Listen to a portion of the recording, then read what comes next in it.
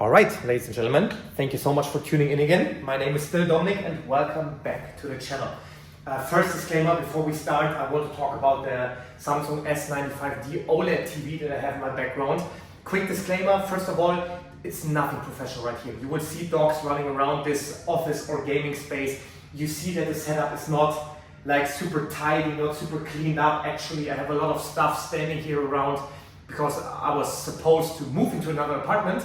But the renovation works takes some more time than expected, but no problem. But you can see here different stuff that I bought already because obviously I was impatient. And so it is right here.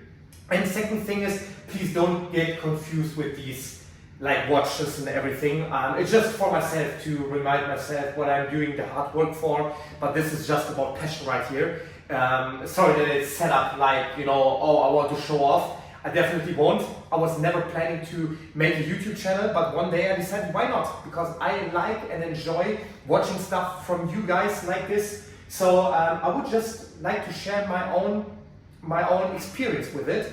So please don't be mad with me if it's set up like this. I was never supposed to do any kind of video like this stuff. So yeah, second of all, if I give you my honest reviews and opinions, it's just like from an average consumer. So I don't have any really deep dive tech details. I don't use any my English.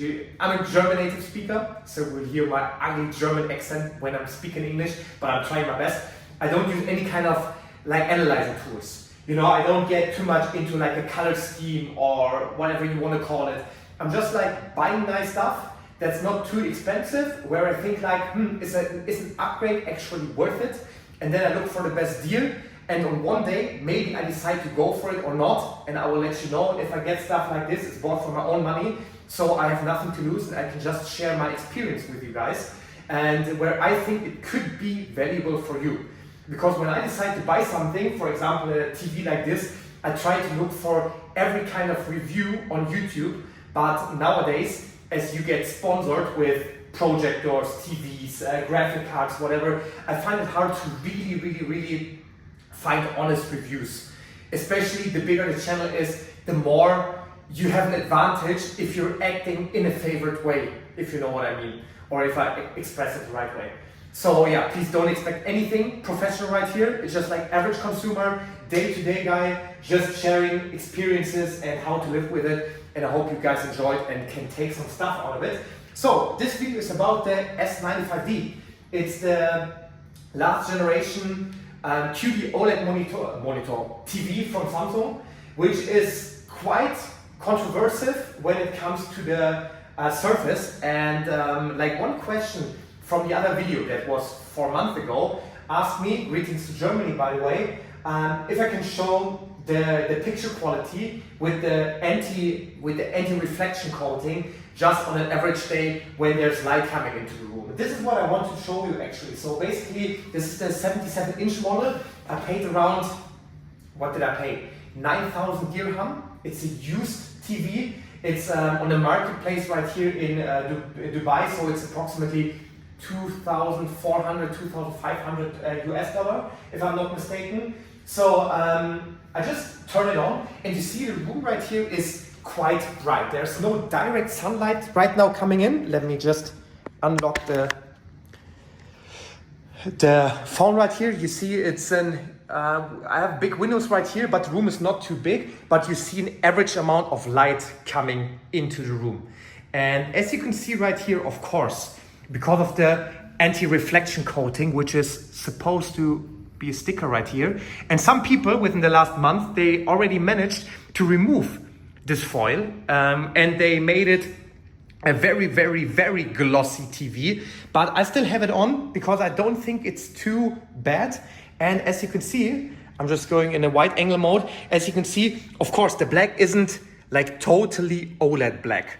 This is supposed to be how it looks. You can see the bezel right here maybe. And you see it's like slightly highlighted. But what you can see, there was supposed to be the TCL, but I managed to solve it. You see the black levels are not OLED black, but do you have to have OLED black when so much light is coming in? In comparison to a regular TV, you're at least able to see something on this TV. So I never understood the hate that this TV received. Oh, sorry, the storage was full. I definitely agree that if you are an enthusiast, that you want to have the best possible color scheme and, you know, in a perfectly dark room and everything, I totally get it, that this might be not 100% accurate. But for me, if I use it on a day-to-day base, I'm not using it because I want to have it like fully 100% accurate. I just use it because it looks nice, from my opinion. And I just started the PlayStation 5 Pro, which is sitting right there, with this TV. And you can see, this is, for example, if I start, let me start something. This is a rec game. Let's start, for example, Sandland, which is free this month or last month for PlayStation Plus. If I just start this game, you see the color of this black, it's dark enough. It's not 100% dark because if light comes in, you see a very small reflection coming. But the good thing is you can still use it. And probably the quality of this camera doesn't do it justice. It looks fantastic. The colors are still super punchy. I'll show you my options and settings that I got for this TV. But this is how it looks. With a room like this, there you can see my rock band, and there you can see Alfie. This is how it looks, guys. And of course, I have to admit, once again, this black is more grayish on a day-to-day average user. And it looks quite dark on this video, but I can guarantee it's very bright. It's not the brightest OLED you can get nowadays, but it's very bright and you see every detail. And if I compare it to a glossy surface, for example, with my TCS. So now the light is on and I go to the TV and you can see the one thing that people are complaining about is if you have a light source coming directly to the TV, it's somehow diffusing into a bigger area. And this is something where I could potentially agree that if you have a light source and it comes directly to the TV, it doesn't absorb it in a shape that's quite small, but what it does, it diffuses the light right here that's coming from the phone right here. It diffuses the light into a bigger area.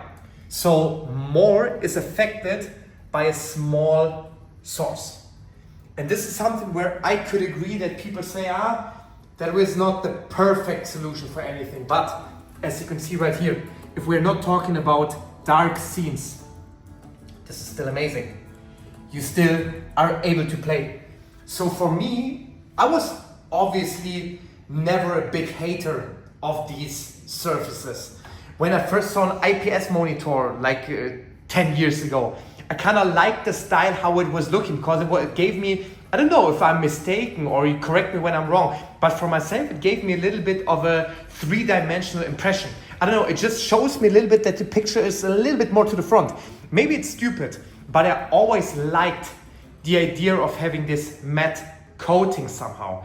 It's something that you have to decide for yourself, but let me show you like maybe different colors right here. You can see the light is still on and here we go. Yeah, it's really doing a good job. And from my perspective, if you're not using a TV in a perfectly dark room, you won't have any kind of disadvantage right here. Maybe like for 3 or 4%, the colors are not 100% punchy as you would like to have them. Maybe, but for this, you can use it every day and every time, which makes it for me the perfect all-round TV. And right now, the light is still on. I'll show you the settings that I put in. I'm not into calibration stuff. I just start the TV and look for, okay, how's the picture quality and how's the picture mode. We're here in the game mode, obviously. You have the export settings, and I think I left everything on the standard. HDR tone mapping, contrast enhancer is high. I can think you can put it lower if you want, but I didn't see any kind of necessity. The things right here, I always left how it's supposed to be. So everything how it should go. Game mode settings, dynamic black equalizer, 0 game picture expert. I just got here HDR 10 plus gaming on basic and game HDR off. Let's do basic. Here you see it gets, okay. Advanced is nice as well. And here you have the picture quality. And remember guys, this is daylight. This is shiny, bright day. The sun should come within the next hours directly into the room, but this is playable. And this is a very, very dark game. Returnal, I don't know if you know it. It's running with, I think it's almost, much FPS is it actually with the PlayStation 5 Pro? Let's see, it's 4K 60 FPS. Looks quite decent, not too bad. But you see it's very dark, but you can see everything. Yeah. It's more of a grayish tone. It still looks darker than you see on the video. It's a little bit grayish, what you can see. And I can guarantee it's a little bit darker, but it's not pitch black. But for this, you don't have any big reflection right here. And I still have a little bit of the dust on the TV. So yeah, guys, this is about it.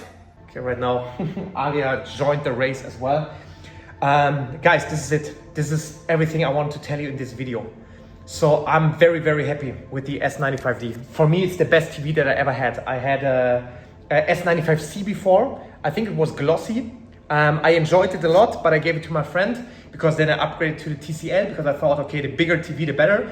I wasn't wrong, but I wanted to have these punchy colors again. So I decided to go for the S95D. For me, personally, right now, there's no need to upgrade this TV. The only thing where I would upgrade is for something where I can get 4K 240 Hertz or like the next technology. But in terms of OLED, I think if you get this TV for a good price, you're doing nothing wrong. Nothing wrong. This is here with the front camera of this of the iPhone. It's a 15 Pro Max, I believe, and it's fine.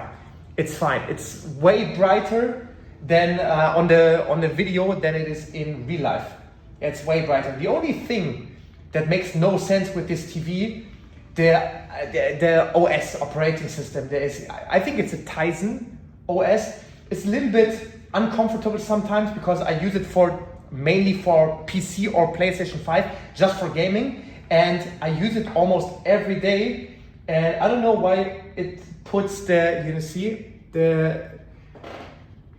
tabs right to the end. If I go to edit list, I can try to put it back, but sometimes it just replaces it and puts it back where it was before. Makes no sense.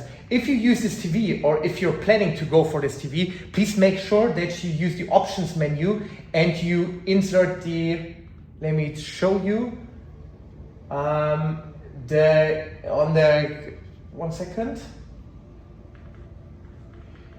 external device manager. And what you need to do here, it's a 100% necessity, input device manager, no, sorry, wrong one, input signal plus.